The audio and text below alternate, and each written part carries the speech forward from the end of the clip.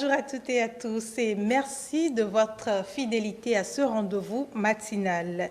Nous nous intéressons ce jour à un genre littéraire constitué de deux éléments indissociables, la littérature et le spectacle. Cet art est célébré le 27 mars de chaque année pour offrir une occasion aux artistes de la scène de partager avec leur public une certaine vision du théâtre. Eh bien, on parle du théâtre. Pendant des siècles, le théâtre a été la forme d'art la plus populaire et c'est pourquoi nous décidons de nous interroger sur le théâtre béninois, du moins d'interroger les acteurs du théâtre béninois, les acteurs culturels sur le devenir du théâtre au Bénin. Vous pouvez participer à cette émission en nous envoyant vos messages sur le 229 55 01 82 91 pour nous dire si vous aimez des spectacles de théâtre, que pensez-vous du théâtre béninois et qu'attendez-vous du théâtre béninois, ou nous appeler directement sur le 98 80 93 111, le 98 80 93 111. Et j'ai des invités, des spécialistes de la question du théâtre pour nous dire davantage, nous faire l'état des lieux du théâtre au Bénin. Sur ce plateau, Dine Aloubine, bonjour. Bonjour. Vous êtes, je préfère qu'on dise Aloubine Dine. D'accord. Aloubine Dine, bonjour. Bonjour. D'accord. Vous êtes metteur en scène, comédien, danseur et beaucoup d'autres casquettes. Merci d'avoir accepté notre invitation. C'est avec plaisir. Également avec vous sur ce plateau, Eudes Médé-Kambouko. Bonjour également. Bonjour. Merci pour la disponibilité. C'est un plaisir pour moi. Vous êtes réalisateur cinéma. Bien sûr. Émeric Okupeyi, bonjour. Bonjour Alisa Trama, bonjour aux amis téléspectateurs. Comment vous allez? Très bien. Dans un instant, nous aurons également d'autres invités sur le plateau. Et comme je le disais en introduction, on parle de théâtre ce matin. Aloubine Dine, qu'est-ce que le théâtre? Le théâtre, Oui. c'est une sorte de condensé d'intelligence, de sensibilité qu'il est important de faire rencontrer à nos enfants dans leur bas âge pour forger leur citoyenneté, une meilleure citoyenneté en eux. C'est cet art-là qui réunit une triade qui est l'auteur, Oui. l'acteur et le spectateur. D'accord. Et pour vous, M. Boko? Je ne dirais pas moins que M. Aloubine Dine. Oui. Et le théâtre a pour but également de divertir son spectateur. Et M. Aloubine Dine a donné une définition, je dirais, totalement béninois et patriotique, voilà, du théâtre. Et donc, c'est cette définition-là qu'il faut garder. Je ne trouverai pas les mots justes pour aller au-delà de ce qu'il vient de dire. Donc, le théâtre est éducateur, le théâtre éduque, le théâtre divertit, Oui. distrait. Oui. D'autres éléments du théâtre? Vous savez, Oui. le théâtre est plus fort que tous les parlements du monde. D'accord. Oui. J'ai dit, c'est un art qui forge, c'est un art citoyen qui forge la démocratie par le dialogue. Et les gens que le théâtre réunit à chaque fois, c'est plus qu'un parlement, comme je l'ai dit tout à l'heure. Donc, pour moi, il est important de donner dans notre société une place importante au théâtre. Notre État doit en prendre grande conscience et se servir de cet art-là pour sensibiliser autour même des questions, les questions sociales, des questions politiques, des vraies questions de la société, les sensibiliser à la citoyenneté. On sait qu'entre-temps, dans les écoles, il y avait de petits regroupements d'enfants qui aiment le théâtre ou à qui on apprend le théâtre. On va revenir dessus. Mais déjà, quels sont les différents types de théâtre? Est-ce qu'il y en a de plusieurs formes? Oui, il y a plusieurs formes de théâtre.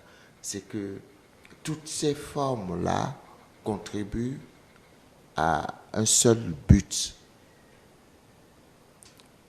Non seulement divertir, mais surtout ce que le théâtre fait, je dis, ça forge la démocratie. Ça forge, ça édifie. Puisque vous parlez d'enfants, ça édifie les enfants, ça forge leur citoyenneté et les amène à beaucoup plus de sensibilité et d'intelligence. Monsieur Bokor, quels sont les différents types de théâtre? Bien sûr. Il y en a plusieurs. Il y a plusieurs types de théâtre. Nous avons par exemple le drame, qui est un type. Nous avons également, comment je vais dire, le spectacle. Nous avons le spectacle. Et il y en a beaucoup d'autres. Il y en a beaucoup d'autres. Le théâtre, oui, autant pour moi, est un art de communication.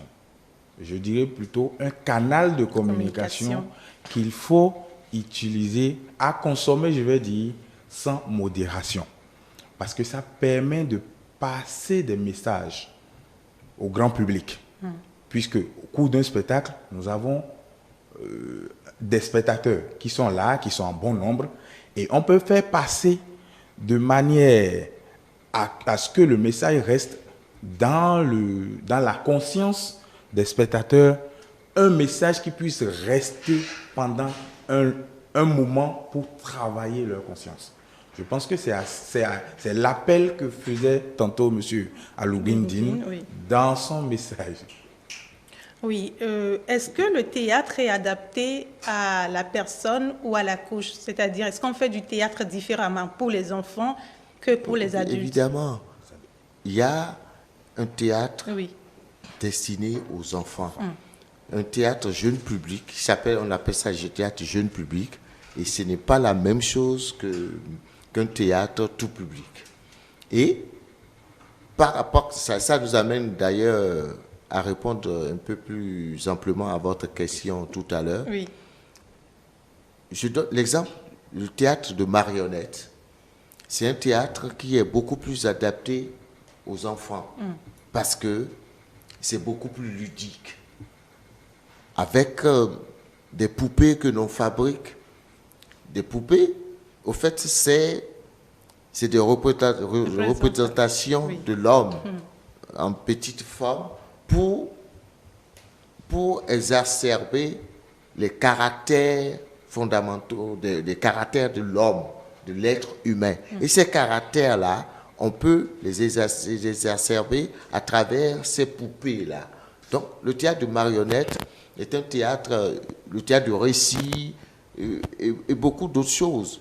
C'est-à-dire que, au fait, le théâtre pour enfants est fait de toutes les formes de théâtre qui existent.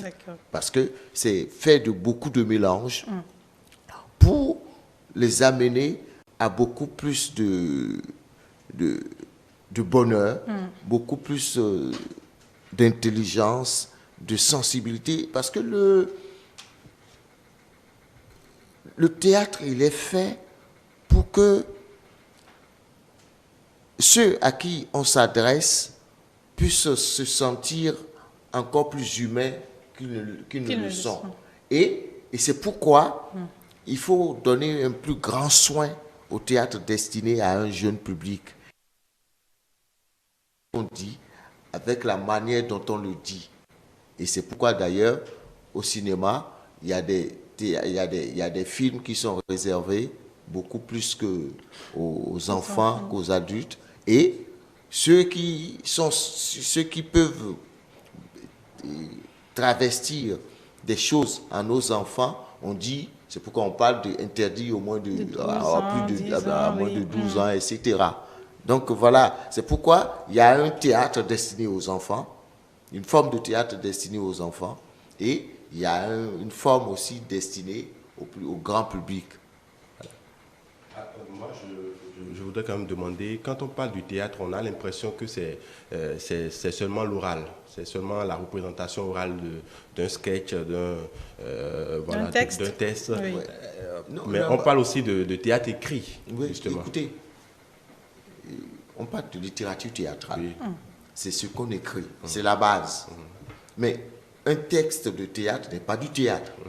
Ce n'est qu'à partir du moment qu'il est transposé sur scène qu'il devient du théâtre. Alors, lorsqu'il est transposé sur scène, il y a beaucoup de codes qui interviennent. C'est là où il y a l'art du spectacle, qui est fait de costumes, de décors, de maquillage, du déguisement en général, et des éléments spectaculaires qui font que ça dépasse l'écrit pour devenir réellement un spectacle qui communique, qui dialogue avec un public. Oui, M. Bokwa. Oui, je dirais, pour compléter, oui. Je dirais que le gestuel, la diction de la voix sont également des éléments qui, dans le spectacle, rend réelle la chose. Parce que sur papier, c'est déjà l'écrit. Et cela ne représente pas encore le théâtre. On parlait tout à l'heure, je vais revenir sur la question précédente qui parlait de l'adaptation du théâtre au spectateur, du genre du spectateur. Tout dépend du message à passer. La cible qui est devant nous, quelle est la cible qui est devant nous et quel est le message que nous voulons passer. Si c'est pour les enfants, nous savons que c'est pour les éduquer. C'est l'aspect éducatif du théâtre. Nous savons que c'est pour les éduquer. On éduque également les grandes personnes. Ça dépend. Pour les grandes personnes, on peut parler des questions de couple et autres. On peut également parler des questions de bonne conduite dans la circulation, parce que c'est un fléau également chez nous. Pour les enfants, comment bien se tenir à l'école, comment respecter c'est tant de sujets qu'on peut également, aborder. Donc, cela veut dire que le théâtre est très important, surtout quand il s'agit de la cible. On a parlé de texte qui est transposé en théâtre lorsque c'est mis en scène, lorsqu'il y a des acteurs qui interviennent, lorsqu'il y a un décor et beaucoup d'autres choses. Est-ce que le texte est toujours écrit? Le texte n'est pas toujours écrit. On peut, à partir d'une fable, c'est-à-dire qu'on peut, à partir d'une petite histoire, créer un grand spectacle. Même seulement à partir d'une phrase, créer un grand spectacle. Il suffit qu'il y ait des acteurs, créateurs, qu'il y ait quelqu'un qui coordonne le travail et qu'on improvise en fondant chaque scène et en inventant des éléments visuels qui vont intervenir et tout ce qui peut faire du spectacle quelque chose de plaisant, quelque chose qui éveille l'intelligence des autres et qui surtout appelle au dialogue, parce que appelle au dialogue et la créativité, parce que la créativité sur scène est une chose, mais ce que ça engendre lorsque ça devient spectacle, avec des spectateurs devant, lorsque ces acteurs, tout ce qui est composé pour servir aux spectateurs, c'est là où la vraie chose se passe, c'est là où il y a le vrai dialogue social, parce que ça engendre le spectacle, le théâtre engendre en spectateur la créativité aussi. Parce que chacun développe son univers lorsqu'il est assis, selon sa culture, selon tout ce qu'il a déjà connu dans sa vie, et selon ses aspirations profondes. Chacun lit le spectacle comme il l'entend. Voilà. Y a-t-il une différence entre théâtre, sketch, film et tout ça? Je dirais que la différence est sur les détails. La différence est juste sur les détails. C'est-à-dire? Au théâtre, par exemple, on fait de grands gestes. On fait de grands gestes et la voix doit porter. Ça fait la différence. Mais au niveau du cinéma, quand un acteur est sur scène, n'a pas besoin d'hausser le ton. Parce qu'au théâtre, le public est devant et à une certaine distance. Et il faut que le public puisse l'entendre, écouter chaque mot pour comprendre le message qu'il veut véhiculer. Alors, au cinéma, on n'en a pas besoin. Vous êtes en face de la caméra et vous portez des micros. Vous ne parlez pas trop fort pour ne pas agir sur le son. Et également, on ne fait pas de grands gestes pour ne pas perturber le plateau également.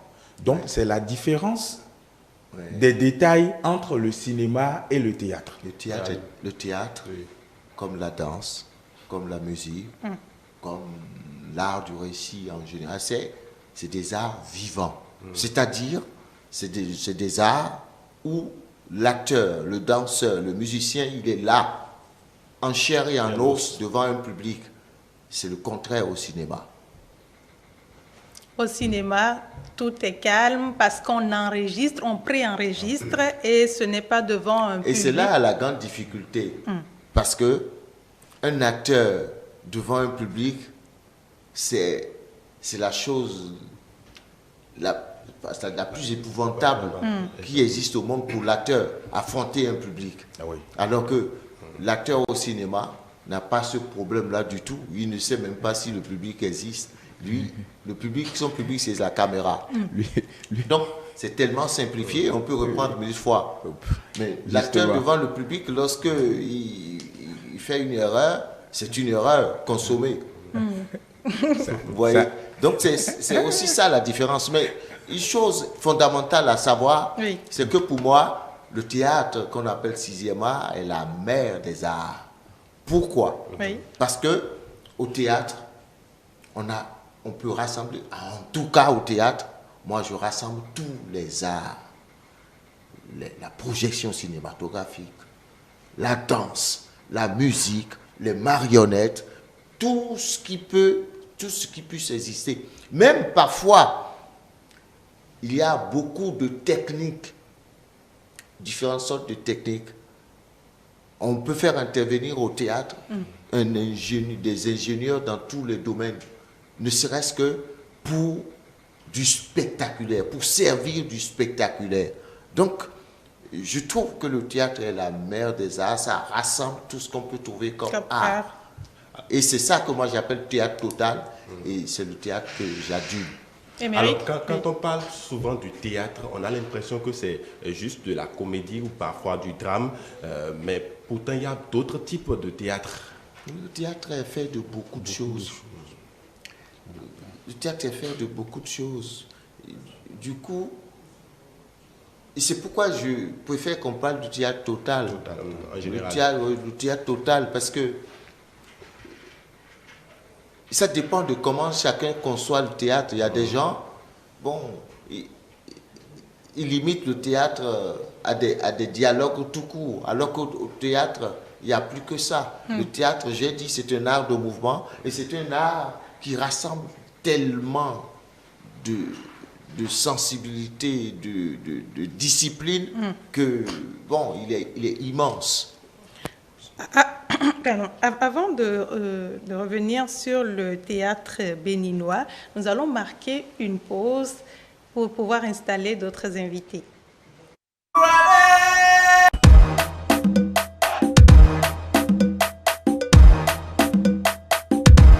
Retour sur ce plateau, nous avons eu le temps d'installer Claude Balogun. Bonjour. Bonjour madame, bonjour chers amis, bonjour Aladji. Vous êtes entrepreneur culturel, metteur en scène, réalisateur. On vous a vu dans la séquence qui vient de passer et vous nous racontez un peu. C'était une surprise pour moi d'être sur le plateau, d'être accueilli par cet extrait de ce spectacle qu'on avait monté en 2016, je pense. Et, le titre, c'est Querelle de quartier.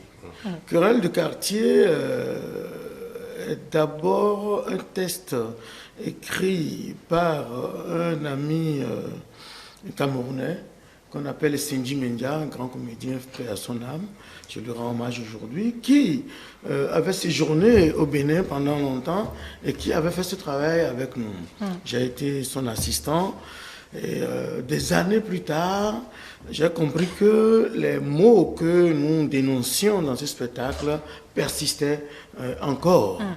Et à l'orée des élections de 2016, il nous avait plu de monter ce spectacle, de peindre presque tous les candidats à l'époque, de dénoncer et de rire de nous-mêmes dans un style que nous appelons conte théâtralisé.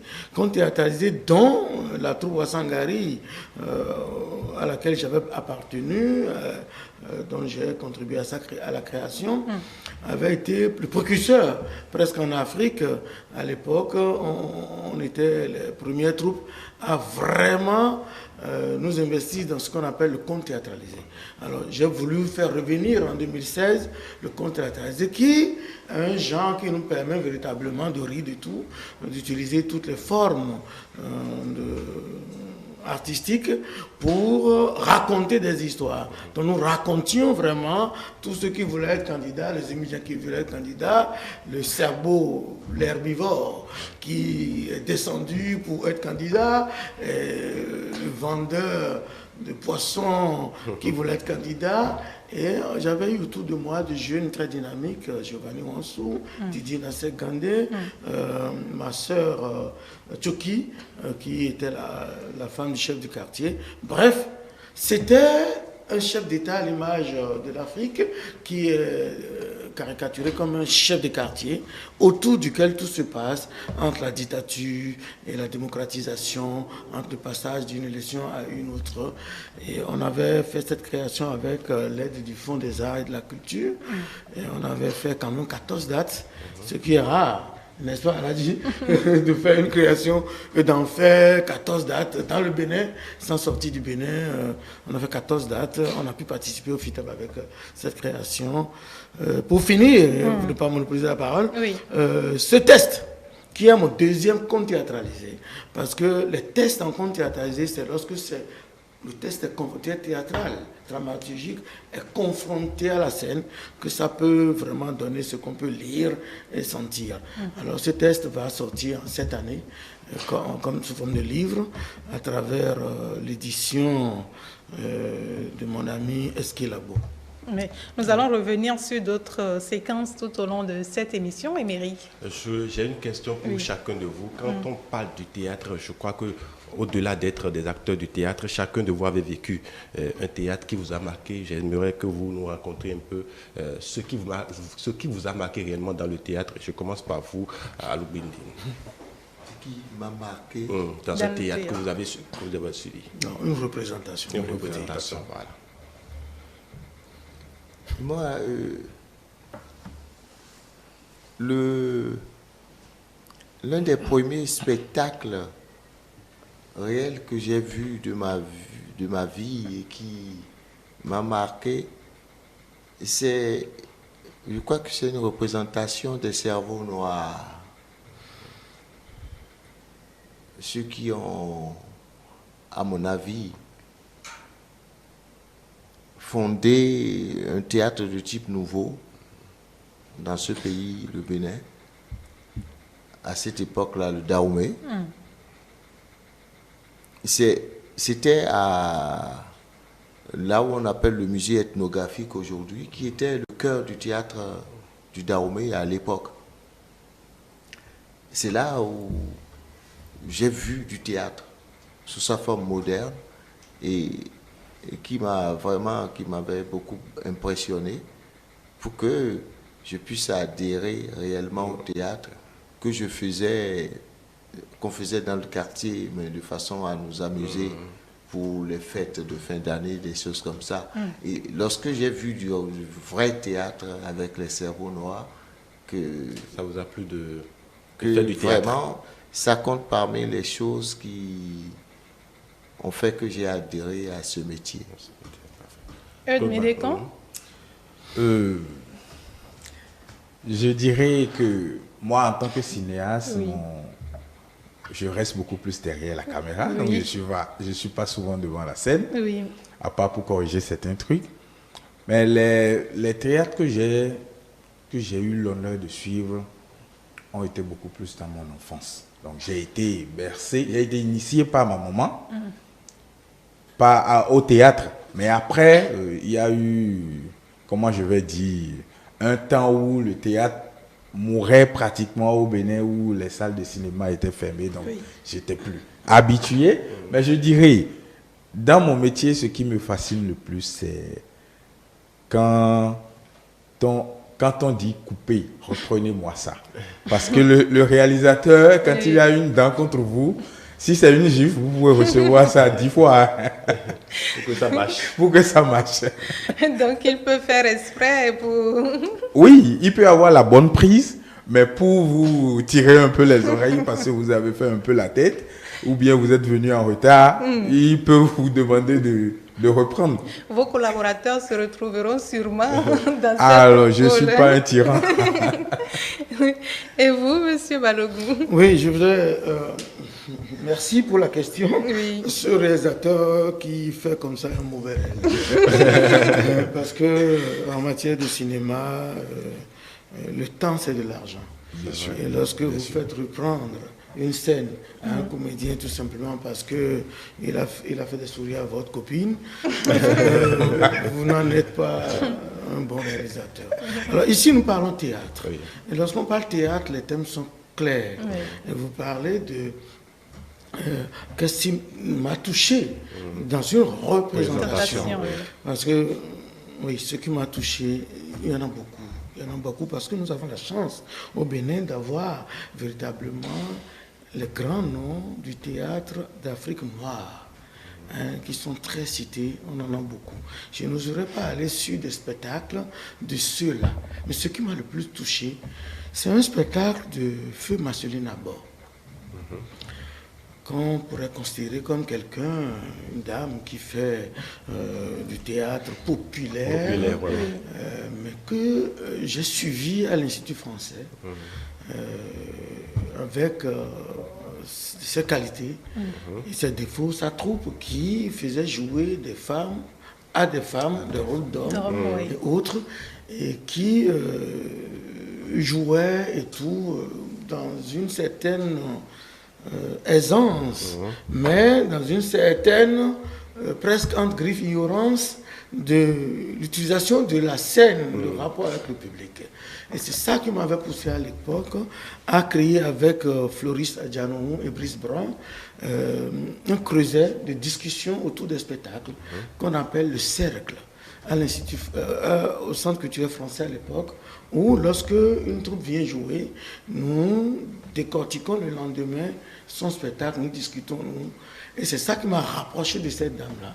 Et c'est ça qui m'a permis de commencer à travailler avec cette dame sur l'utilisation des micros sur la scène, comment on peut, et tout, et qui a permis, lorsque dans la foulée on s'est retrouvé à Ouaga, dans le festival de notre ami Guingané, la troupe de dames Marceline Abord, les échos de la capitale, troupe de femmes, c'était une surprise à l'époque à Ouaga.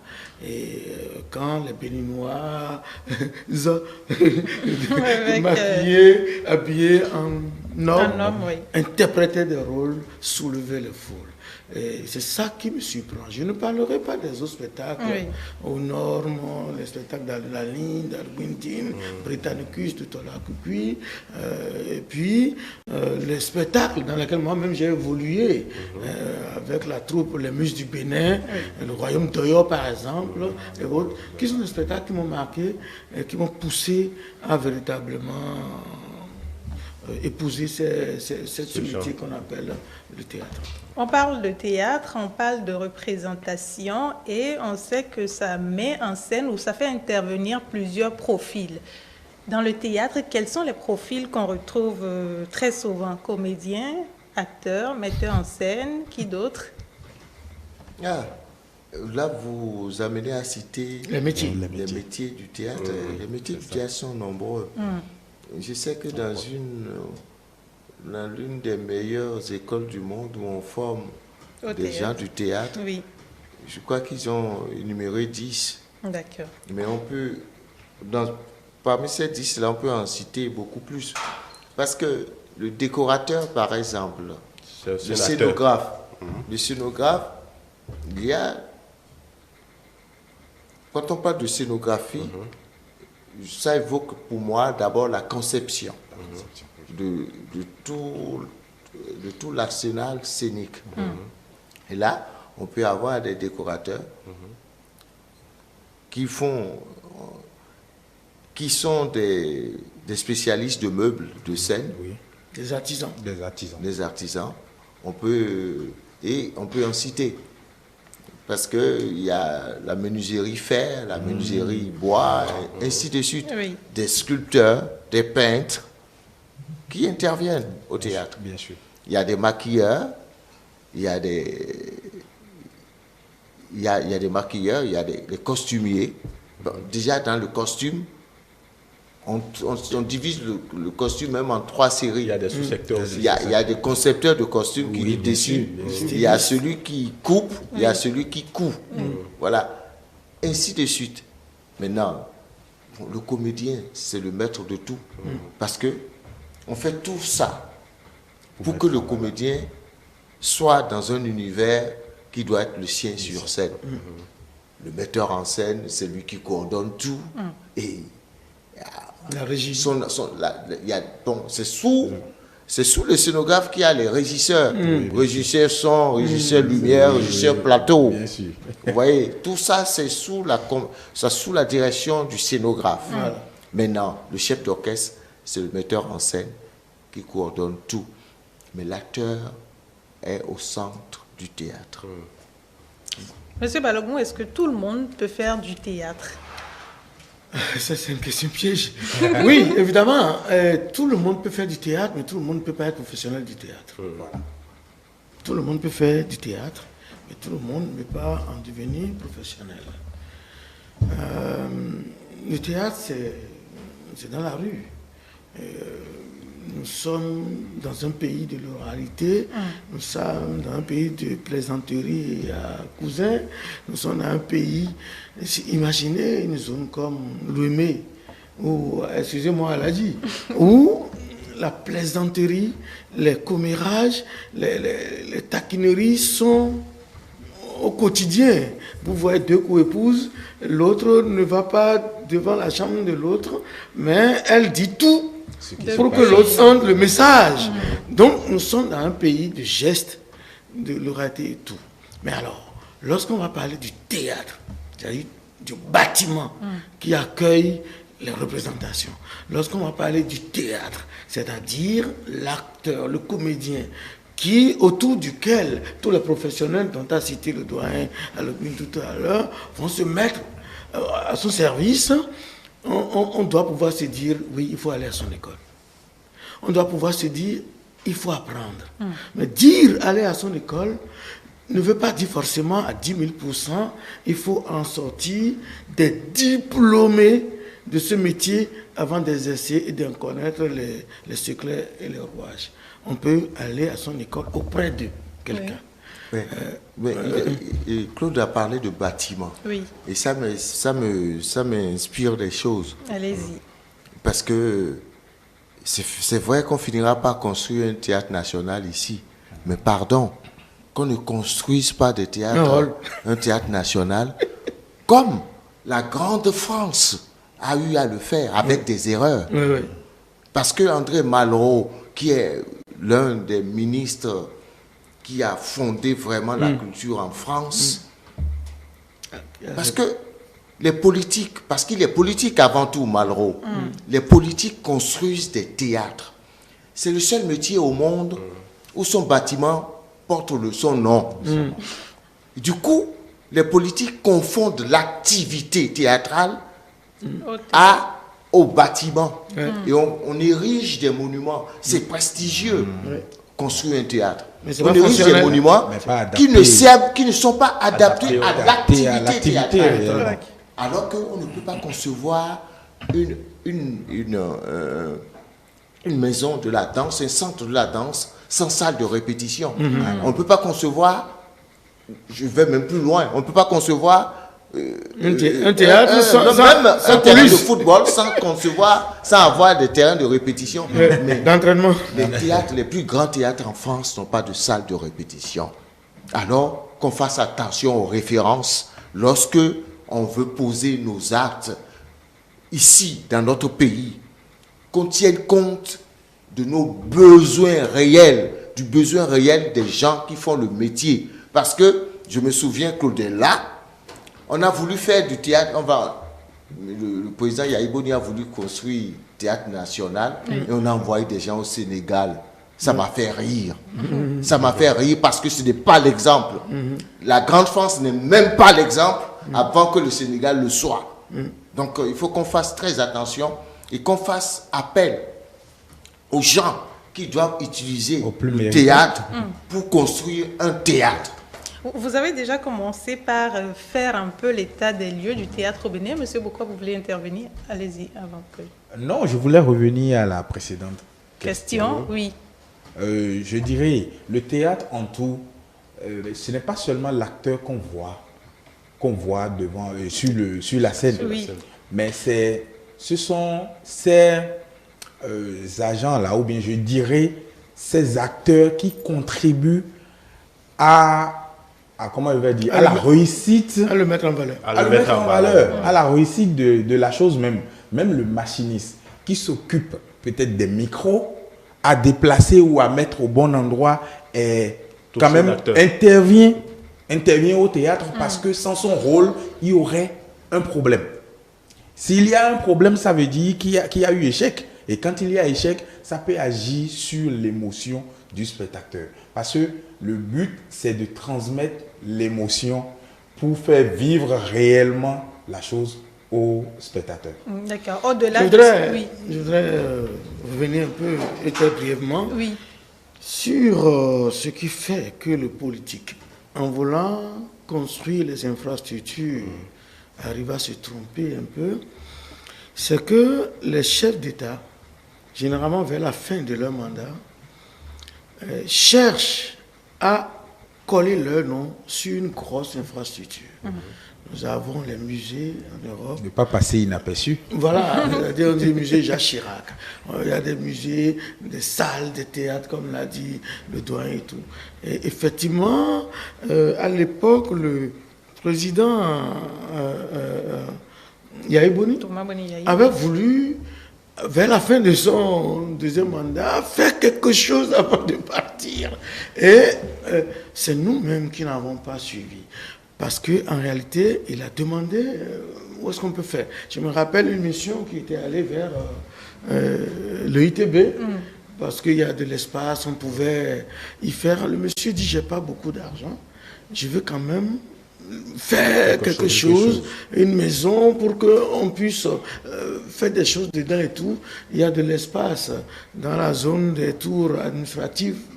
Là, on devrait faire ça, mais on n'a pas été sérieux, nous-mêmes, nous professionnels, on n'a pas suivi, on n'a pas pu faire ça, et il est parti. Je suis sûr que le président de la République actuelle, avec ce que je lui connais de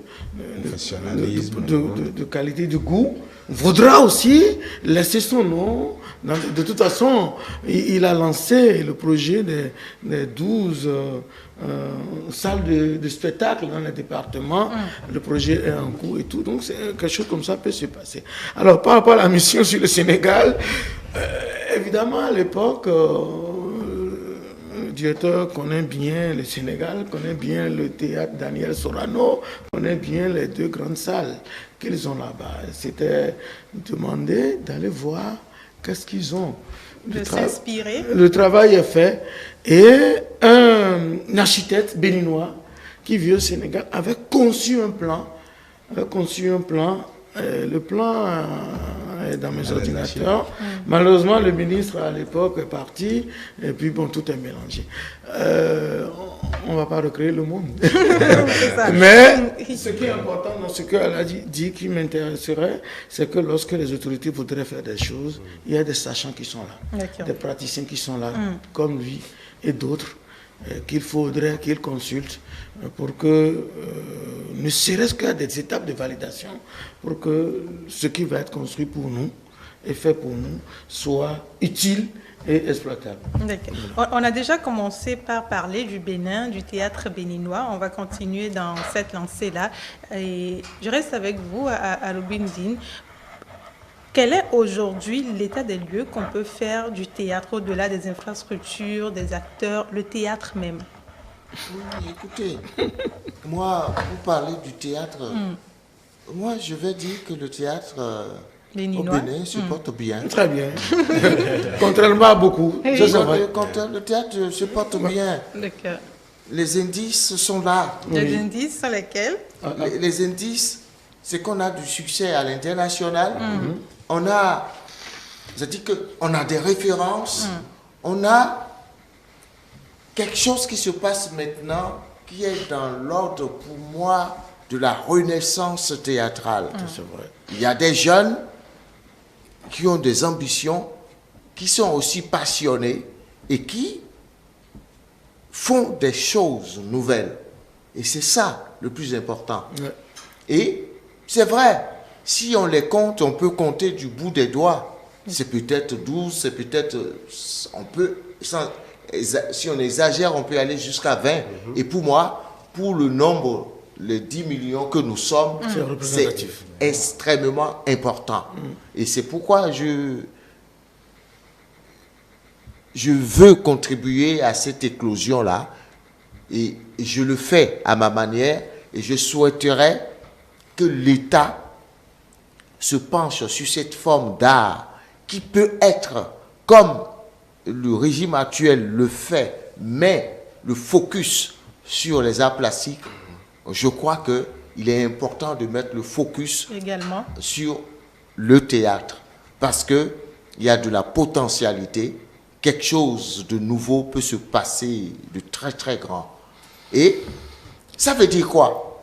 Ça veut dire que si l'État injecte de l'argent à travers un fonds pour que l'art soit, il faut que ce fonds-là puisse avoir l'intelligence de savoir où il y a les priorités, de savoir quoi financer, de faire un projet qui montre vraiment que il y a de la suivi et qu'il y a de l'intelligence, qu'il y a un programme sérieux, conséquent, qui appelle au développement des arts chez nous.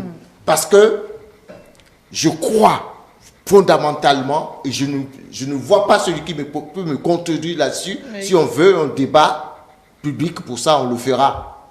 Le Fonds des arts ne contribue pas au développement de l'art. Il n'y a pas de visibilité. Qu'on me dise le contraire, et on ira. D'accord. Pour vous, monsieur Boko, oui. Pour la même question, n'est-ce pas? Oui, moi, j'ai une démarche un peu particulière lorsqu'on me parle d'état des lieux. Lorsqu'on parle d'une discipline artistique, on parle de la création, donc de la production. On parle de la circulation, enfin donc du marché. On parle de la formation des gens qui interviennent dans cette discipline-là. Et on parlerait de l'aspect scientifique de cette discipline-là. Le théâtre béninois, comme l'a dit Aladi, se porte bien selon moi. Vous également? Il y a un certain nombre de points seulement qui ne fonctionnent pas. On va peut-être revenir là-dessus. Bien sûr, oui, bien évidemment. Ce qui est sûr, si on voudrait comparer le théâtre béninois d'aujourd'hui à ce qu'il a été au début du théâtre béninois, on va dire que ça ne marche pas. Parce que le théâtre béninois a été très très célèbre. À telle enseigne que on a eu le plus gros festival de théâtre, le FITEB, au Bénin, justement, qui est le baromètre de la programmation dans les autres festivals de l'Afrique noire surtout, et même à l'international. C'est l'un des festivals les plus importants. Mais nous tirons souvent dans les ailes Donc, en gros, le théâtre béninois évolue. Et comme l'a dit, en matière de formation, quelques années en arrière, on n'avait pas d'école, vraiment. Mais aujourd'hui, nous avons des écoles, telles que l'école, le ITB, oui. telles que l'ISMA à côté, qui, dans le cinéma, malgré que l'ISMA soit dans le cinéma, forme aussi à l'actorat, qui pourrait servir au théâtre. Nous avons l'INMAC, qui est l'Institut de l'Université nationale du Bénin, qui forme en art dramatique. Nous avons SOS, comment ça s'appelle, Mineur, l'ESMAC, c'est ça, qui forme également. Et on a plein de structures privées qui forment. Ok? Donc, en matière de formation, ça prend des gens. Ça existe à Cotonou, ça existe à Parakou, ça existe à Porto-Novo, et ça existe un peu partout. En matière maintenant de la production, ça s'est ralenti un peu parce que au développement du FITEB, qui est le plus grand festival, les professionnels avaient tendance à créer pour ce festival. Okay? Mais lorsqu'il y a les difficultés ont commencé, l'éclosion dont parle, elle a dit tout à l'heure, a commencé à se faire ressentir. Les gens ne créent plus forcément pour aller au festival, le FITEB, mais ils créent pour être professionnels. C'est ainsi qu'il y a des jeunes et des trucs qui se sont révélés, dont je vais en parler un peu tout à l'heure. Donc, en matière de création, de théâtre, quand on parle de théâtre, on parle de dramaturgie. Nous avons des auteurs. Beaucoup d'auteurs aujourd'hui qui écrivent dans différents registres, n'est-ce pas? Donc, on n'a pas à se plaindre, on n'a pas à se plaindre par rapport à d'autres pays surtout. Comme Aladji l'a dit, nous gagnons des prix à l'international, nos spectacles. Et c'est des auteurs béninois qui écrivent ces textes-là. Des comédiens béninois qui existent et qui font très bien. De jeunes metteurs en scène qui font très bien, tels que Didier Nassekandé, Giovanni Wansou, Nathalie Onfo-Ekpe, des anciens sociétaires de l'école de l'EITB qui sont des porteurs de cette affaire.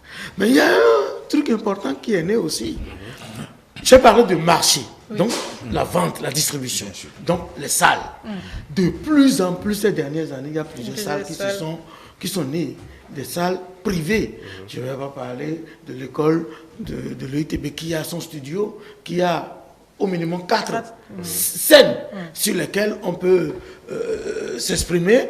Mais je parlerai de l'espace de mon frère Ousmane Aledji, qui a au moins 2 ou 3 espaces où on peut jouer des spectacles à la carte, n'est-ce pas? Je parlerai de Tony Ambodé, qui est un jeune entrepreneur dynamique qui a créé son espace à Calavi et qui vient de créer encore un autre espace à village, comment ça s'appelle?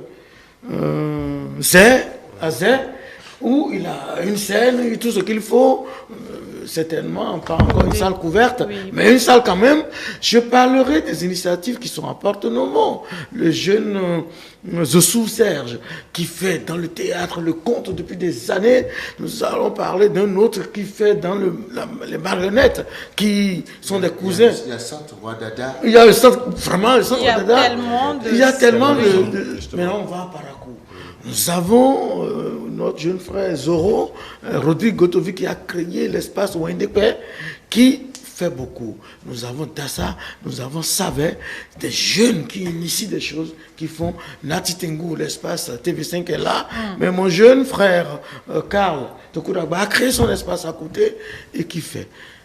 Désormais, il nous revient de peut-être avoir le financement qu'il faut pour impulser tout ce qu'on dit là et pour permettre aux gens véritablement d'y aller. Le jeune Giovanni Wansou n'a pas d'espace, mais initie plusieurs activités qui rentrent dans la formation. La lecture scénique est un genre artistique qui permet de prévisualiser le spectacle, qui permet de prévisualiser. Des jeunes passent par là et lisent. Et sans oublier que l'école permanente de formation des comédiens, l'EACE, continue de former des jeunes et de sortir des jeunes. Les Muses du Bénin, vieille école, n'est-ce pas, est en train de renaître de ses cendres. Elle a dit, nous avons fait une sorte de recensement la dernière fois, nous sommes plus de 400 encore membres qui sont passés dans la musique du Bénin, qui sont encore vivants. Le même travail se fera certainement au niveau de Zamara. Vous allez voir qu'il y a de vieux comédiens, de gens importants qui existent et qui doivent pouvoir faire, qui doivent servir les réalisateurs, comme mon ami qui est en face. Très rapidement, je voudrais quand même poser une question à Aloubine. Oui. Vous avez dit tout à l'heure que le cinéma béninois, le théâtre béninois se porte très bien, mais est-ce qu'on ressent toujours l'engouement qu'il faut au spectacle de théâtre? Est-ce qu'il y a toujours d'engouement? Il y a d'engouement, on ne peut pas dire qu'il n'y a pas d'engouement. Lorsqu'on communique, les gens arrivent. Il y a d'engouement. Il y a d'engouement parce que tous les spectacles qu'on a créés ces derniers temps, les gens viennent.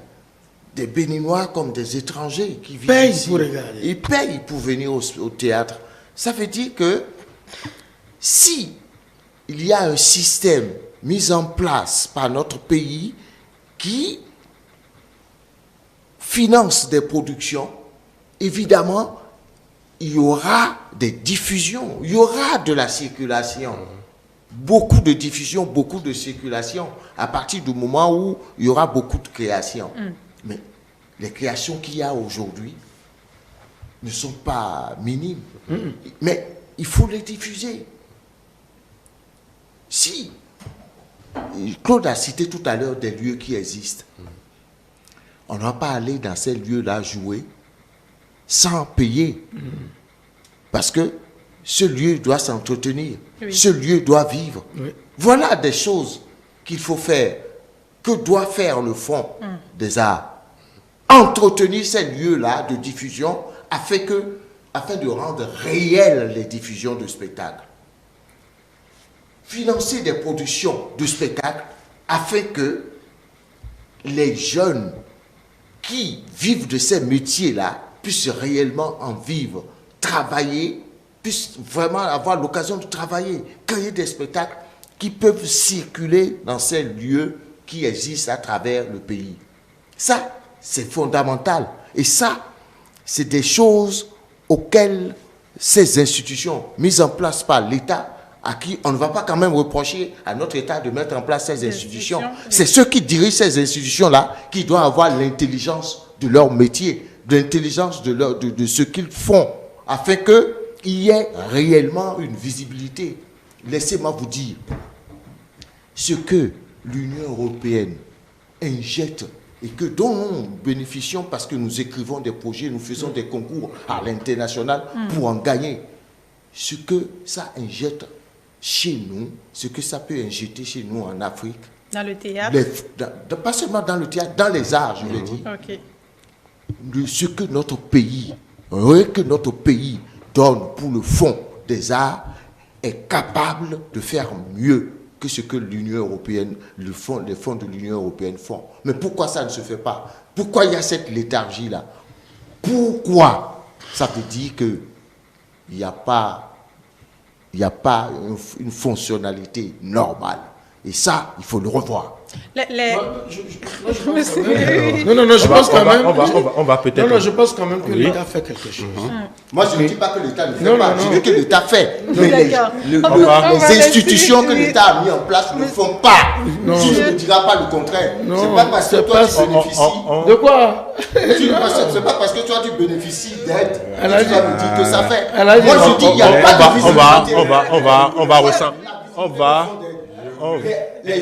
L'Union européenne qui met de l'argent dans la production, ça se voit. Et pourquoi on ne voit pas?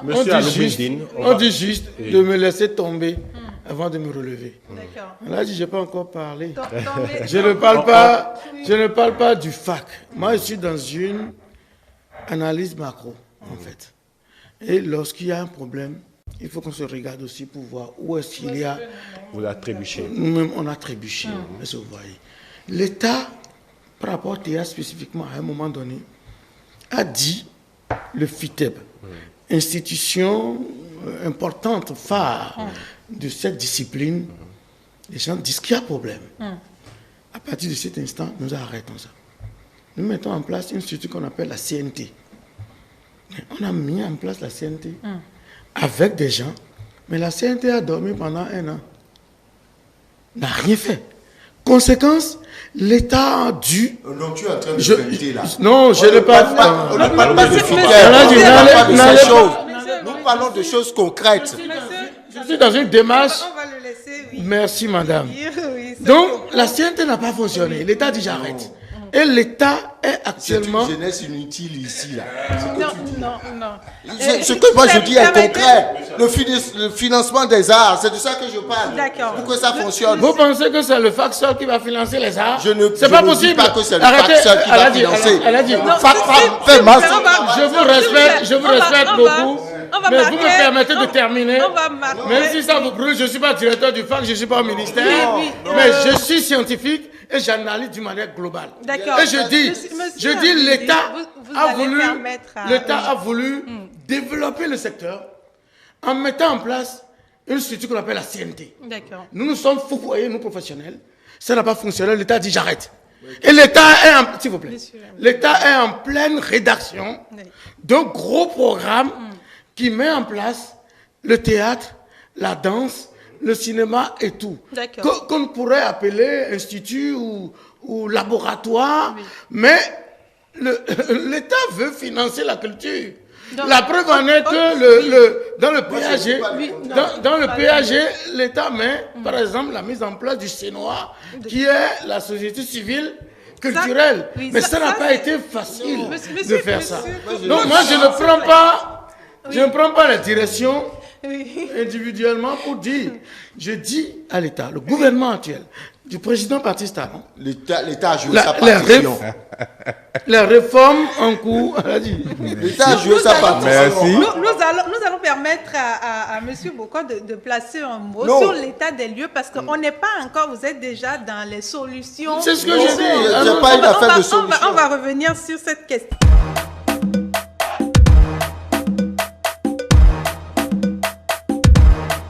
Retour sur ce plateau, le débat est passionnant. Nous allons continuer par parler de théâtre encore quelques minutes. Permettre à M. Bocot de se prononcer, puisque les acteurs de théâtre ont parlé. Vous qui n'êtes pas sur la scène, comment est-ce que vous voyez le théâtre aujourd'hui? Tout est rose, si je peux me le permettre, une caricature de Aloubine Dine et de Claude Balogun. Tout est rose, ou du moins, on n'a pas à se plaindre véritablement du théâtre béninois. Je dirais, si les acteurs ou les professionnels du théâtre même disent que tout va bien, Vous? je ne dirais pas le contraire. Mais vous pouvez le penser ressentez? contraire. Ah, je vais en arriver. D'accord, allez-y. Quand je fais une comparaison Oui, de mon enfance à aujourd'hui, oui, je trouve que tout n'est pas rose. Ça, c'est mon avis. oui, allez-y. Je dirais, avant, on avait du plaisir à aller au spectacle. Mais à un moment donné, il y a eu une rupture. Pour qu'il y ait spectacle, non, il peut y avoir spectacle à tout moment, mais il faut toujours des spectateurs. Il faut toujours des spectateurs. Mais la rupture se trouve entre deux générations, je vais dire. Il y a une génération qui aime encore aller au spectacle et il y a une autre génération qui n'en a pas du tout envie parce qu'on ne les a pas moulés dans le système. Ceux qui aujourd'hui continuent d'aller au spectacle sont les anciens. Quand vous allez voir, quand vous faites le sondage un peu de ceux des spectateurs d'aujourd'hui, vous allez voir qu'il y a beaucoup plus qui sont d'un certain âge et qui ont peut-être, si vous voyez des jeunes d'une certaine génération ou des enfants, c'est parce qu'on les a un peu forcés ou obligés. Ou obligés. Mais l'envie, Spontané. le spontané ne vient pas de là. Donc d'ici 5, 10, 20 ans, où la génération qui adore suivre les spectacles aujourd'hui ne sera plus là. Qu'est-ce qui va se passer? Comment est-ce que ça va se passer? C'est là, c'est une question que je pose. Oui. Parce qu'aujourd'hui, si on estime que tout va bien, on ne peut pas faire du spectacle. Il peut y avoir des acteurs, parce qu'il faut beaucoup plus de spectateurs que d'acteurs.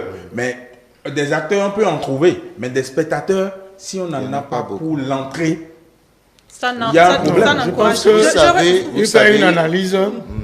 Je peux? Oui, allez-y. Il fait une analyse qui est purement à 10 000% vrai pour le cinéma.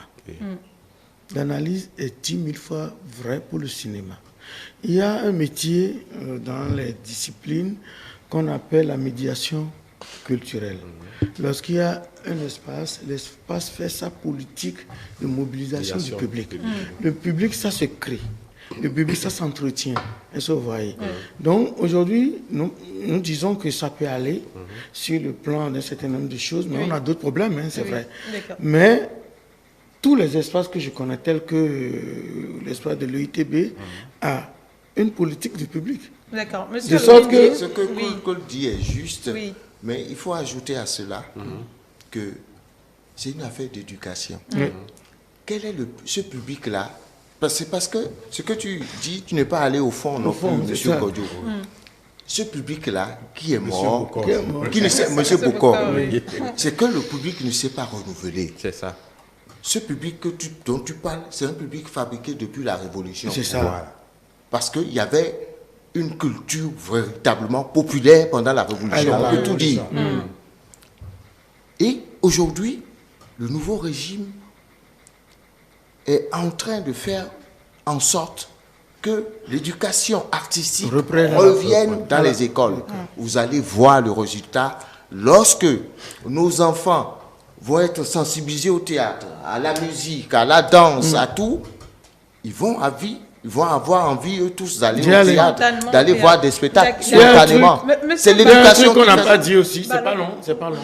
C'est l'intervention, enfin le développement de la télévision qui a fait ça aussi. Vous voyez, les séries novelas, des trucs comme ça, qui bloquent les gens à la maison. Le portable aussi. Le téléphone, WhatsApp, qui fait ça. Or, on a besoin vraiment de la culture. Est-ce que ce n'est pas aussi le long métrage qu'on a l'habitude de constater dans les théâtres où aujourd'hui on veut du concret mais un peu de temps? Non. C'est pas la forme du théâtre qui empêche les gens de venir au théâtre. La mobilisation du public. La mobilisation du public peut dépendre des figures. Ça peut dépendre du metteur en scène, de son aura, de son importance. Ça peut dépendre du texte, de l'auteur du texte. Ça peut dépendre de l'expérience de ceux qui font le truc. Et ça peut dépendre aussi de l'accessibilité du lieu. Si vous programmez le meilleur spectacle quelque part où on ne peut pas y accéder facilement, vous n'allez avoir personne. Ça dépend également de la communication, la publicité, de certain nombre de choses. Merci, M. Balogun. M. Bokor, un mot pour finir. Je dois recevoir M. Bouraïma. Avant de vous laisser partir, pour vous, qu'est-ce qu'il faut changer dans le théâtre béninois? En quelques mots. En quelques mots, je dirais, il nous faut une structuration et envisager loin. Quand on a des ambitions, on fait une projection dans le temps pour pouvoir atteindre les objectifs. C'est en cela qu'on parle du PAG aujourd'hui. Le PAG, c'est l'image du gouvernement de ce que deviendra le pays dans un temps donné. Et les efforts convergent pour arriver à ce résultat-là. Je ne doute pas que cela ne soit pas pareil dans le théâtre. Mais les acteurs eux-mêmes, est-ce qu'ils s'entendent? Est-ce qu'ils ne tirent pas sur eux-mêmes? Parce que quand on dit qu'il y a un fond, il y a toujours des gens pour vous tirer dessus. Parce qu'on ne veut pas que telle tête puisse gérer, on veut que ce soit moi, le moi. Ça me rappelle une pensée, on dit souvent, celui qui fait quelque chose a généralement contre lui ceux qui font la même chose, ceux qui font le contraire et surtout ceux qui ne font rien. C'est surtout cette catégorie qui tire beaucoup plus. Merci, Monsieur Eudes Mélécon-Bokor. Vous êtes réalisateur cinéma. Merci d'avoir participé à cette discussion. Nous allons vous raccompagner en quelques secondes avec l'extrait.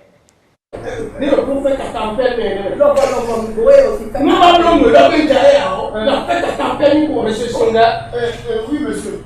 C'est quoi le logo fait Katapé? Et ça veut dire continuer. Le logo fait Katapé. C'est mieux ça. Ça veut dire continuer. C'est mieux, n'est-ce pas? Mais alors, nous allons donc le logo fait Katapé. Donc, nous allons chasser les ombres et les obscurités jusque dans les villages les plus reculés. Nous ne pouvons peut-être pas chasser toute l'obscurité en 10 jours, mais en 10 jours, beaucoup de choses vont démarrer et il ne restera qu'à parachever. Monsieur chef quartier est bien d'accord avec moi? Bref, c'est-à-dire, c'est pas tout ça. Monsieur le chef quartier, je vais vous dire ce que c'est que cette affaire. Moi, je vais vous l'expliquer. Monsieur le chef quartier, vous êtes un mauvais gestionnaire. On va y aller. Oui, on est déjà sur le plateau, Monsieur Balogun. On installe Razak Alain Bouraïman. Il est membre du conseil. Alao, pardon. Razak Alao Bouraïman, merci. Vous êtes membre du Conseil national des organisations d'artistes du Bénin. Merci d'avoir accepté notre invitation. Vous avez suivi un peu la discussion sur le théâtre. Aujourd'hui, pour vous, quels sont les mots qui minent le théâtre béninois? Merci. Merci de m'inviter et merci au doyen Aloubin Dine. Oui. Merci également à Claude Balogun. Écoutez, c'est vrai, je suis du domaine, même si je me retrouve comme votre cadreur derrière la caméra. Derrière la caméra. Oui. Je me suis spécialisé dans la régie son-lumière, dans le théâtre. Et ça me permet de peut-être bien voir qu'est-ce qui marche et qu'est-ce qui ne marche pas. Allez-y. Écoutez, le théâtre béninois, à la date d'aujourd'hui, ça va. Ça va, seulement qu'il faut peut-être demander au gouvernant de faire un peu plus. Un peu plus, pas pour injecter de l'argent nécessairement, mais aider surtout à la formation. Aider à la formation, puisque de nos jours, on ne constate plus de troupes de théâtre. Et si nous, on a eu une formation en griffe dans le théâtre, c'est parce qu'on a été membre de troupes de théâtre. Aujourd'hui, il y a plus de compagnies que de troupes. Et dans une troupe, on se fait former, même si ce n'est pas encore la formation comme les écoles qui existent aujourd'hui. Oui. Mais la formation, ça commence déjà par les troupes. Alors, si j'étais le décideur, si j'avais ce bâton magique, j'allais exiger que des troupes se forment un peu partout et je vais financer les troupes au lieu de financer les individus. D'accord. Vous avez parlé de formation, on avait parlé avant vous de guerre de personnes également, comme problème au théâtre béninois.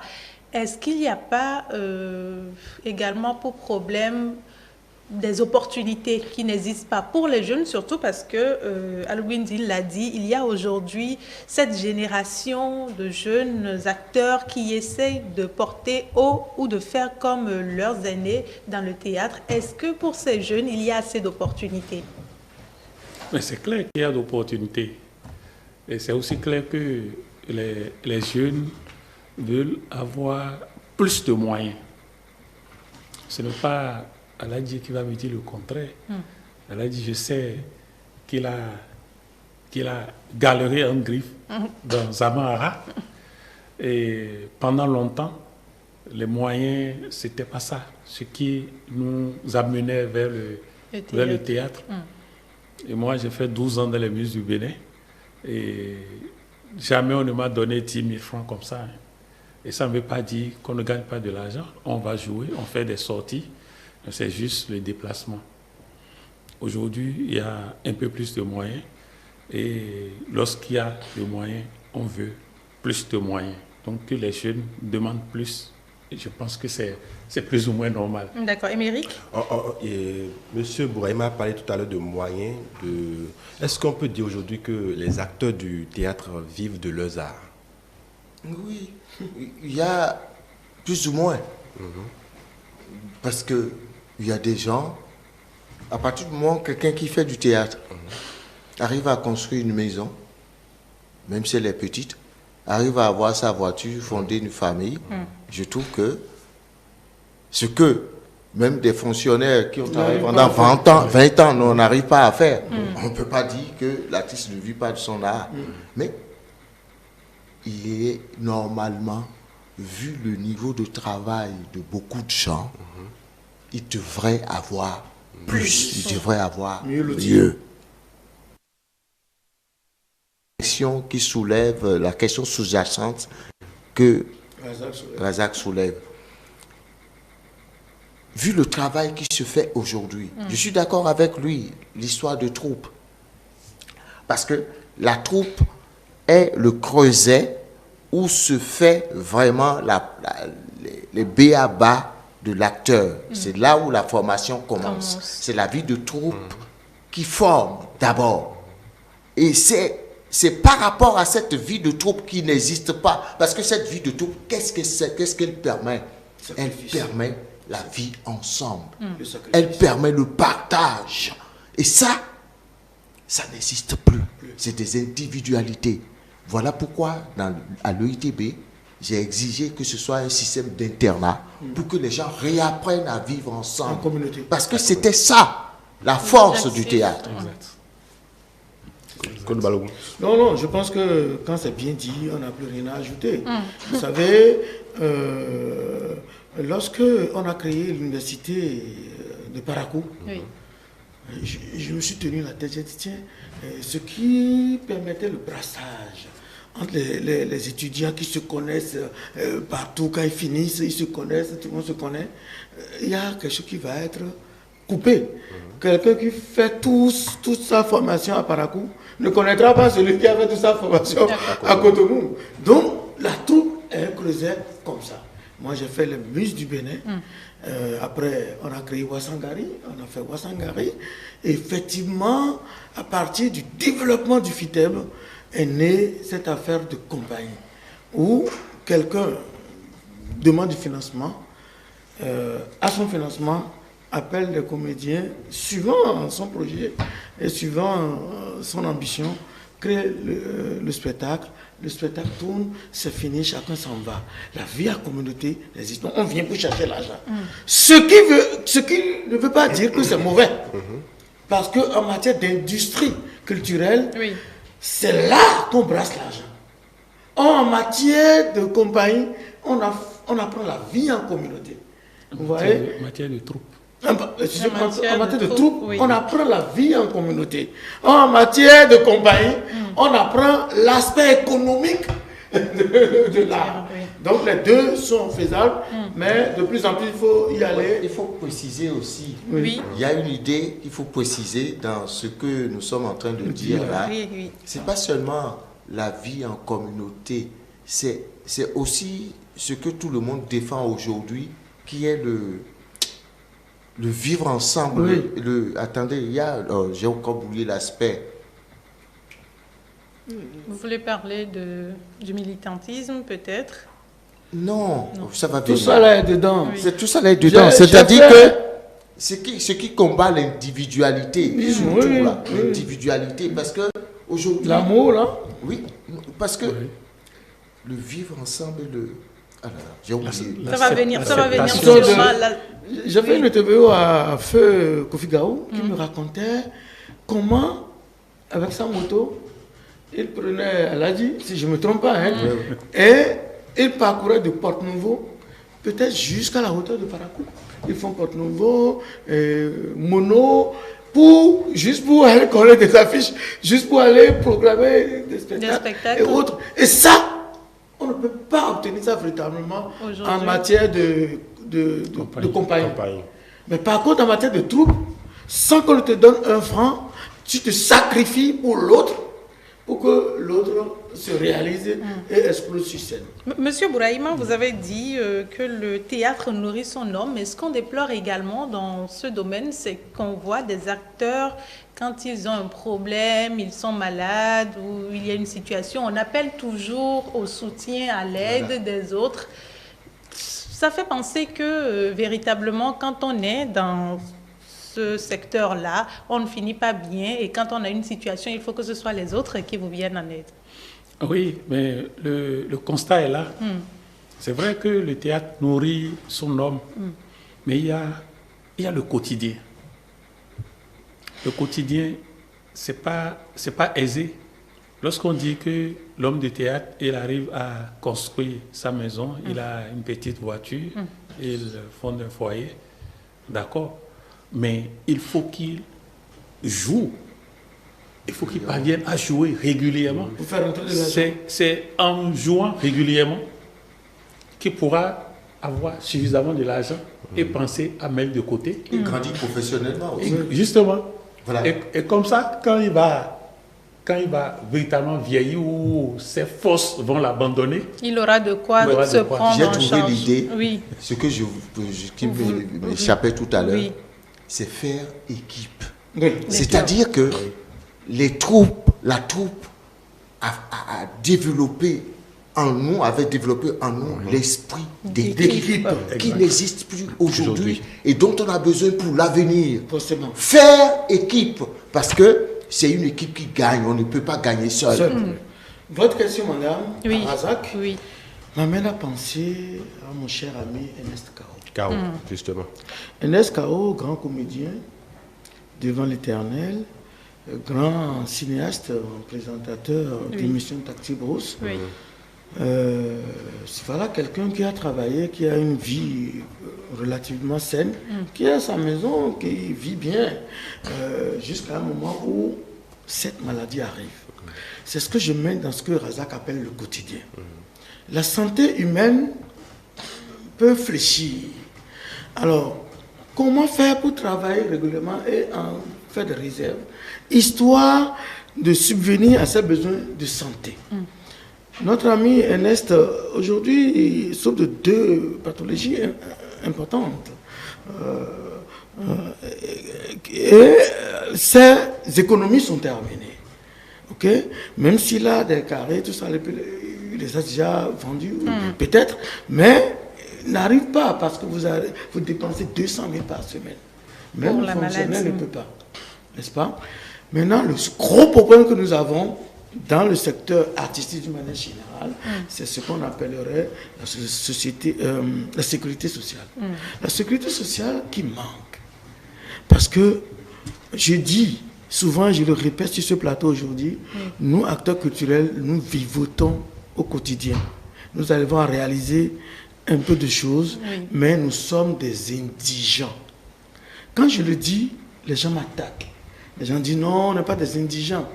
Il y a un leader dans le milieu qui me l'a dit. J'ai dit, mais mon frère, je ne te le souhaite pas. Mais tombe malade 3 mois. Tu verras que tu es un indigent. Aujourd'hui, il a tombé 1 mois et il ne me combat plus sur cette idée. J'ai été voir un ministre de la République dont je ne cite pas le nom. D'accord. Je dis, monsieur le ministre, moi je voudrais pour notre secteur le fonds d'indigence. Parce qu'il y a un fonds au ministère de la Santé, enfin, je ne sais pas si c'est au ministère de la Santé, un fonds d'indigence dans les hôpitaux, où les déclarés extrêmement pauvres, lorsqu'ils viennent accoucher, ils viennent se faire soigner, ils n'ont pas les moyens pour payer. C'est ce fonds-là qui vient payer à la fin. Et j'ai fait une série de démarches pour qu'on y arrive. Lorsque devant ce ministre, je dis, mais monsieur le ministre, moi je reconnais que les acteurs culturels, alors que moi je suis un privilégié, de mon poste je suis un privilégié, mais je suis un indigent. Quand il a entendu le mot indigent, mais il m'a presque renvoyé de son bureau. Et là, je dis, il n'a pas compris. C'est notre métier qui est un métier libéral, mais non structuré. Oui, c'est difficile de te comprendre. D'accord. Je crois qu'il faut mettre les mots qu'il faut. Okay. Tu as parlé de sécurité sociale. Restons-y. Okay. En faisant en sorte que Ça peut ressembler à l'exigence. Mais il faut trouver le mot juste, le mot valorisant. D'accord. Alors, n'est pas d'accord également avec l'exigence. Il faut trouver un système de sécurité sociale spécifique pour les artistes. En France, tu n'as rien valorisant. En France, c'est le seul pays vraiment au monde, dans l'Occident, qui a trouvé ce qu'il faut. Ils ont appelé ça intermittence de spectacle. Il faut qu'on trouve quelque chose qui ressemble à ça, qui n'est pas ça, qui pourrait être notre sécurité sociale. Valorisant pour nous. Valorisant. Alors que nous n'avons rien. Non, c'est pas, on ne peut pas dire que nous n'avons rien. Ce que nous avons, c'est dans notre tête. C'est ce qui... Non, je ne parle pas de la richesse intellectuelle. C'est ça notre richesse. On va recevoir Nafissatou Hassani pour les messages des téléspectateurs. Donc, je vais vous demander également, au regard de tout ce qu'on a dit sur ce plateau, d'après vous, qu'est-ce qu'il faut faire aujourd'hui pour revaloriser ou valoriser le théâtre béninois? Revaloriser le théâtre béninois. Il faut d'abord valoriser les artistes de théâtre eux-mêmes, d'abord. Et il faut le dire. Je sais qu'il y a des choses qui se font. Je n'ai jamais reproché quoi que ce soit, surtout à ce régime qui réorganise, qui réinvente les choses. Mais alors,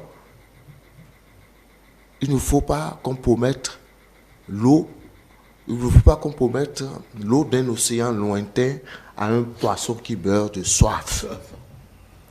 Il faut dès aujourd'hui voir comment est-ce que ceux qui sont là sous le feu de l'action, comment est-ce qu'on peut les encourager à avancer inexorablement dans leurs actions culturelles. D'accord. Voilà. Merci beaucoup à vous. Je rappelle que vous êtes comédien, danseur, metteur en scène, beaucoup d'autres casquettes, plasticien, scénographe. Merci, Monsieur Balogou, pour toutes ces précisions. Merci d'avoir participé à cette discussion. Je vous accompagne avec quelques extraits pour installer Nafissatou.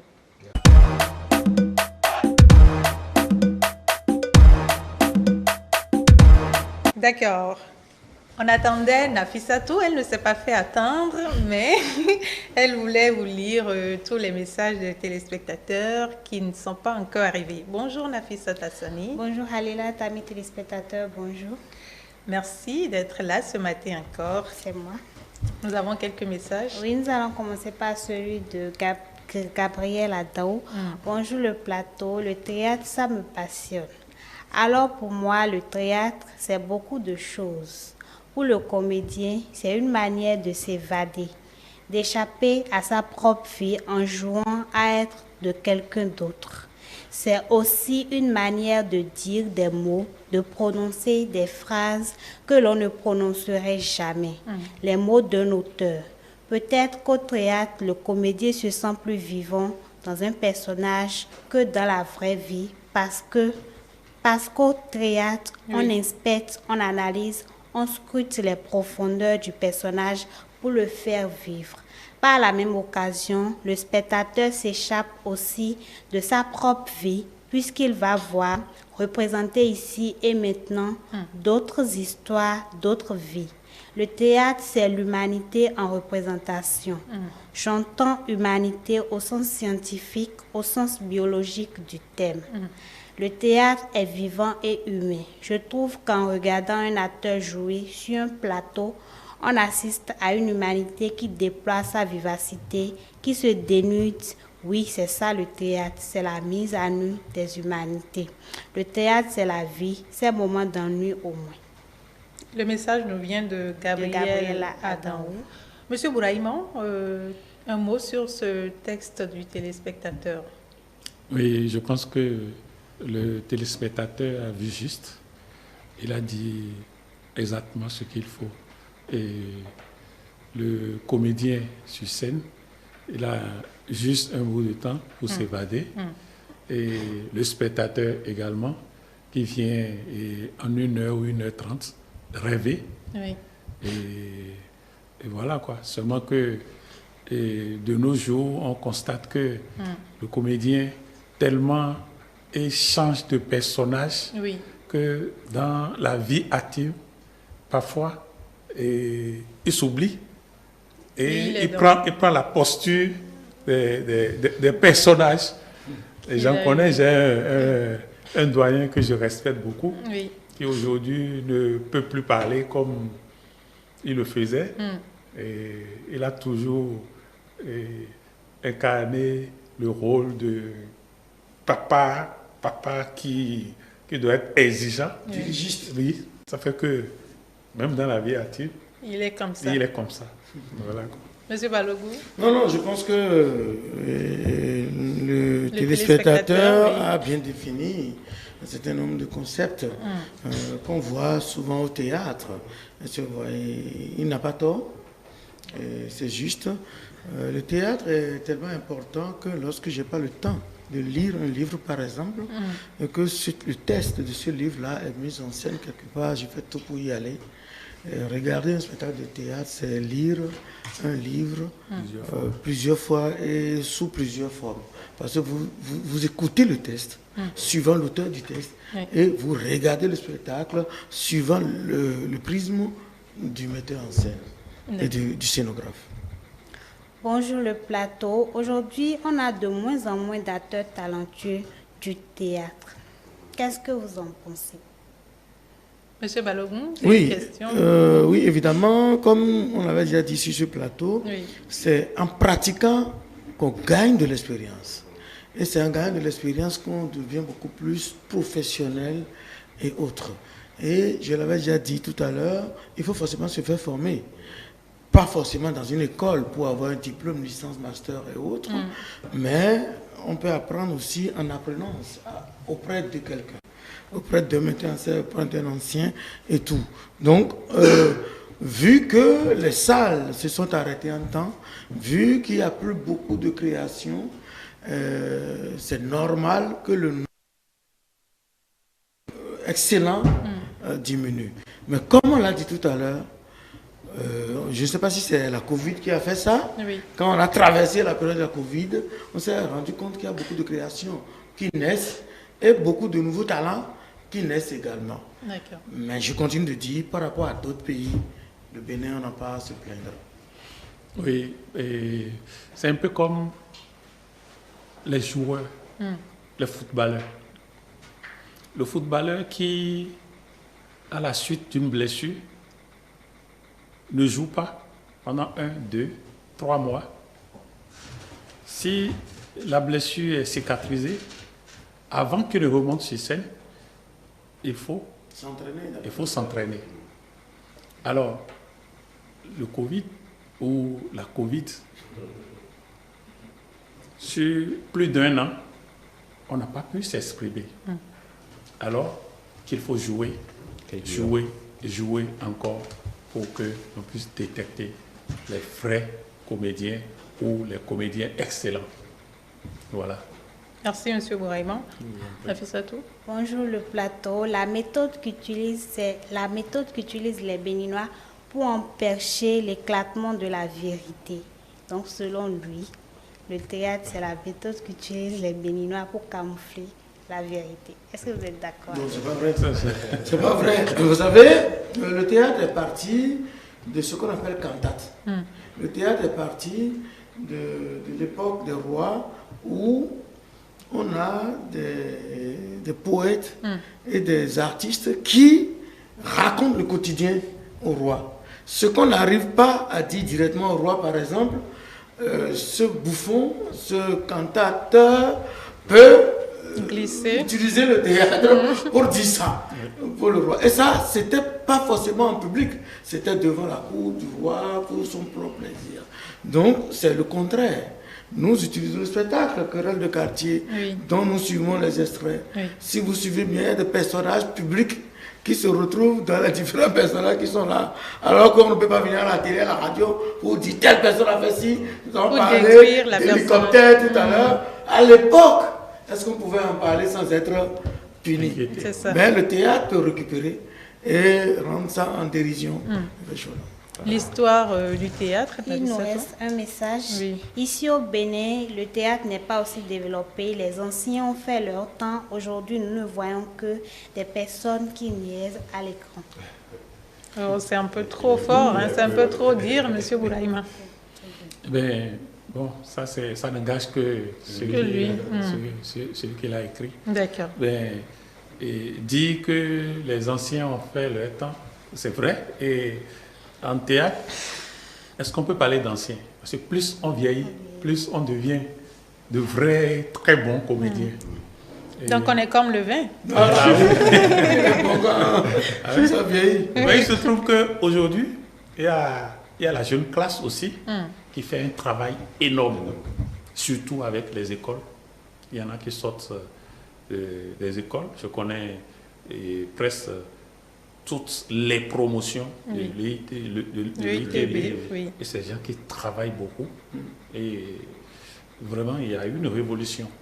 Il y a une révolution qui arrive. D'accord. Mais moi, je voudrais relativiser notre réponse par rapport aux téléspectateurs. Évidemment, il n'a pas tort.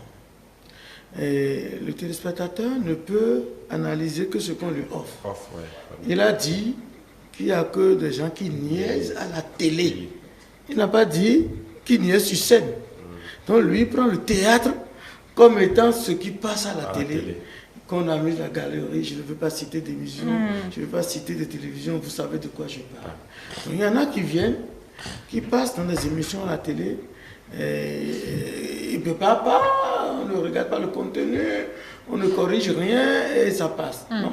Quand c'est comme ça, on ne peut que trouver qu'il y a la niaiserie. Nous parlons du théâtre professionnel ici. Nous parlons du théâtre qui passe sur scène. Nous parlons du théâtre que les gens vont voir en salle. Et ça, il y a de bons vins bien programmés pour l'année prochaine. Donc il faut également former ces jeunes-là à proposer un contenu qui soit approprié, apprécié par le public. Non, c'est deux choses. Oui. On peut former les jeunes à proposer des contenus. Mais combien de jeunes vous pouvez former? Or, pour un genre d'émission que je vois, dont je ne vais pas citer le nom, il faut plutôt suivre les spectacles que les jeunes veulent proposer, apporter même des correctifs avant de les laisser. Et ça a un coût. Et l'animateur ou le producteur de cette émission, de cette émission-là, ils n'ont pas les moyens vraiment d'appeler les troupes à une répétition. Ça se passe beaucoup au Nigeria. Hein. Les stars que nous connaissons au Nigeria, dans de grands films désormais, passent dans ces émissions. Et avant de tourner, c'est comme mon frère Yoruba, là, de Feiko Bon, là, comment il s'appelle, Yoko. Mais il a fait ça longtemps au Nigeria, en passant dans des émissions où vous allez vous répéter pendant 2 jours. Avant d'aller sur le plateau. Et ça, c'est de l'argent, c'est du déplacement. C'est ce qu'il faut faire. Il faut un réel budget de production pour ces émissions de télévision, pour que ce budget serve à améliorer les sketchs avant que ça paraisse à l'écran. D'accord. Nous allons poursuivre avec la pensée. La pensée de ce matin nous vient de William Shakespeare. Le monde entier est un théâtre et tous, hommes et femmes, ne sont que des acteurs. Et notre vie durant, nous jouons plusieurs rôles. Le monde entier est un théâtre et tous, hommes et femmes, ne sont que des acteurs. Et notre vie durant, nous jouons plusieurs rôles. Oui, c'est ça. Oui. C'est Shakespeare quand même. Hein? Ça se passe de commentaires. C'est Shakespeare quand même. Hein? Ça se passe de commentaires. C'est l'un des grands. Hein? Oui. Émeric veut commenter? Non, pas ça se passe de commentaires alors. On a vu ça tous les William Shakespeare est un dramaturge, poète et acteur anglais, baptisé le 26 avril 1564 et mort le 23 avril 1616 dans la même ville surnommée le Barde d'Avon, le Barde immortel ou simplement le Barde. Il est considéré comme l'un des plus grands poètes et dramaturges de langue anglaise. Son œuvre traduite dans de nombreuses langues se compose de 39 pièces, 154 sonnets et quelques poètes supplémentaires dont certains ne lui sont pas attribués de manière certaine. Quelques poèmes. Oui. Quelques poèmes. Vous êtes poète. Quelques poèmes. Voilà. C'est ça. Merci beaucoup. Nous avons une histoire. L'histoire du théâtre. Oui. L'historique. Selon la poétique d'Aristote, le théâtre vient d'un ditrape. Du dip. Non, du dif. Du difrirap. Voilà. L'histoire du théâtre occidental débute avec des cérémonies religieuses de la Grèce antique. À ces occasions avait lieu le concours de tragédie. Chaque auteur était subventionné par un mécène et devrait représenter une tétralogie, 3 tétralogies et un drame satirique. Ces 4 pièces étaient jouées à la suite dans la même journée. Le spectacle se déroulait dans un théâtre en plein air. Le mot amphithéâtre n'était pas utilisé par les Grecs, mais plutôt par les Romains. Voilà, les acteurs étaient uniquement des hommes. Il n'y avait pas de femmes à l'époque. C'est maintenant qu'on retrouve les femmes sur scène dans le théâtre aussi. Et des femmes qui se font passer également pour des hommes. Ah oui. Et parlant de femmes, on va en parler très rapidement. Aujourd'hui, est-ce qu'il y a assez de femmes dans le théâtre béninois? Est-ce que les femmes s'intéressent au théâtre? De plus en plus. De plus en plus, oui, de plus en plus, il y a des femmes qui jouent tous les rôles, en tant que comédienne, en tant que metteur en scène, en tant que régisseur. Il y a des femmes dans tous les registres. Vous savez, comme les gens ont compris, qu'on peut se faire former dans des écoles, évidemment, le métier se développe, les gens... Moi, je suis un peu touché par l'historique que vous avez évoqué. Et moi, je suis beaucoup plus intéressé par l'histoire du théâtre du Bénin. Je n'étais pas là au début de l'émission. J'espère que le doyen Alguindine en a parlé. Parce qu'en réalité, c'est depuis les cours royales que les Kwaningans, les griots et autres là racontaient des histoires sur toute l'étendue du territoire.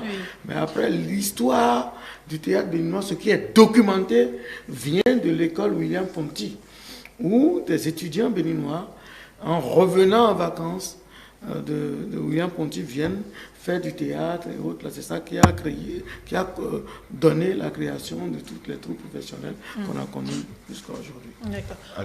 Alors, j'ai peut-être une question à M. Razak Bouraïma. C'est vrai que vous êtes président des régisseurs du Bénin, mais vous êtes aussi membre nouvellement élu dans le conseil d'orientation, d'organisation des artistes du Bénin. Dites-nous d'abord, quand on parle d'organisation des artistes, de quoi il s'agit et quel est le rôle que vous comptez jouer dans votre position? Le Conseil national d'organisation des artistes, bon, c'est juste un creuset pour que chacun dans son secteur essaye de respecter les tests et faire en sorte que le secteur aille mieux. Ça veut dire qu'il y avait un problème qui se posait dans le temps. Même s'il n'y avait pas de problème, et lorsque on accepte rester dans un même creuset, c'est sûr qu'il doit y avoir des choses à revoir. Alors, si on a été choisi dans le secteur théâtre, par exemple, c'est qu'il faut veiller à ce que le secteur théâtre aille mieux. Je voudrais bien compléter un peu. Oui, allez-y. Vous savez que la société civile béninoise est bien structurée et organisée, n'est-ce pas? Avec plein d'associations, avec la maison des sociétés civiles, avec une série de choses. Cette organisation discute avec l'État, compose avec l'État pour le financement des activités d'une manière générale. Et surtout, dialoguer avec les partenaires financiers. Et pendant longtemps, le secteur du théâtre, enfin, le secteur des arts n'a pas été structuré. N'a pas une fêtière unique comme chez les artisans, où ils ont une chambre de métier, des trucs comme ça. Et à partir de cet instant, le besoin s'est fait ressenti de nous structurer. Vous savez, il y a eu le projet de l'Union européenne, les différents projets de l'Union européenne. À chaque fois, pour le financement de ces projets par l'Union européenne, on met la culture et les arts dans la société civile. Et le financement financement est souvent... Monsieur Balogun, je vais y aller nous très sommes rapidement. à la fin de cette émission. Je vais vous demander, oui, malheureusement, Donc, on aura le temps de revenir sur le théâtre, mais pour finir, pour conclure vos propos, qu'est-ce que vous direz du théâtre? Qu'est-ce que vous attendez du théâtre béninois, en quelques mots?